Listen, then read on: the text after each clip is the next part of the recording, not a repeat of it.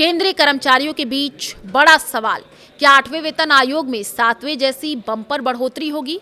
नमस्कार, मैं हूं आपके साथ आयुषी गुप्ता। देखिए, 8वें वेतन आयोग को लेकर के बड़ी अपडेट है। 8वें वेतन आयोग की ओर से कर्मचारी और अन्य हितधारकों से सुझाव मांगे गए हैं और इसी दौरान केंद्र सरकार के कर्मचारियों के बीच एक सवाल लगातार चर्चा का विषय बना हुआ है।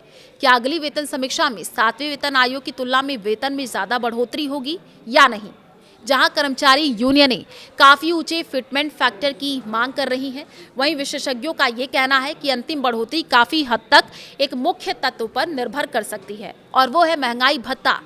तब नया सैलरी स्ट्रक्चर लागू होगा, तब महंगाई भत्ते का लेवल क्या होगा, ये काफी अहम विषय होने वाला है। आइए इस चर्चा को विस्तार से समझने की कोशिश करते हैं। फिटमेंट फैक्टर क्यों मायने रखता है? वेतन आयोग के तहत सैलरी रिव्यू तय करने वाले सबसे महत्वपूर्ण तत्वों में से एक है फिटमेंट फैक्टर। फिटमेंट फैक्टर मूल रूप से एक मल्टीप्लायर गुणक होता है जिसे मौजूदा बेसिक सैलरी पर लागू करके रिवाइज्ड सैलरी कैलकुलेट की जाती है।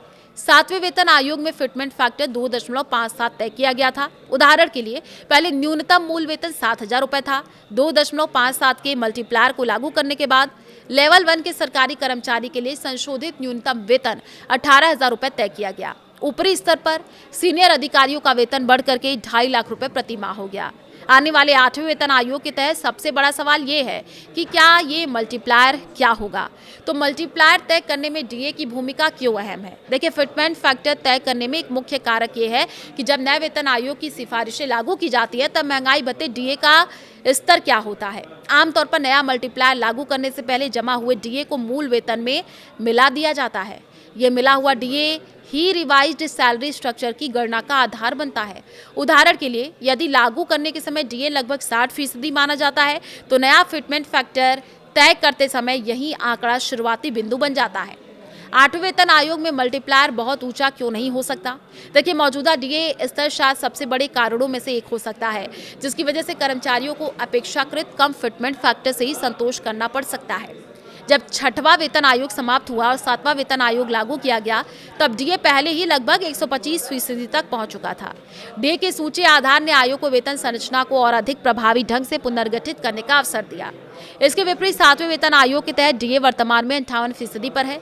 भले ही 8वें वेतन आयोग की सिफारिशें लागू होने से पहले कुछ और बदलाव हो, डीए शायद 6,870% के आसपास ही पहुंचेगा क्योंकि डीए का आधार बेस 6वें से 7वें वेतन आयोग में बदलाव के समय की तुलना में काफी कम है। इसलिए जानकारों का कहना है कि बहुत बड़े मल्टीप्लायर यानी गुणक की गुंजाइश शायद सीमित हो। आसान शब्दों में कहे तो डीए का आधार जितना कम होगा, वेतन में बड़े बदलाव की गुंजाइश उतनी ही कम होगी।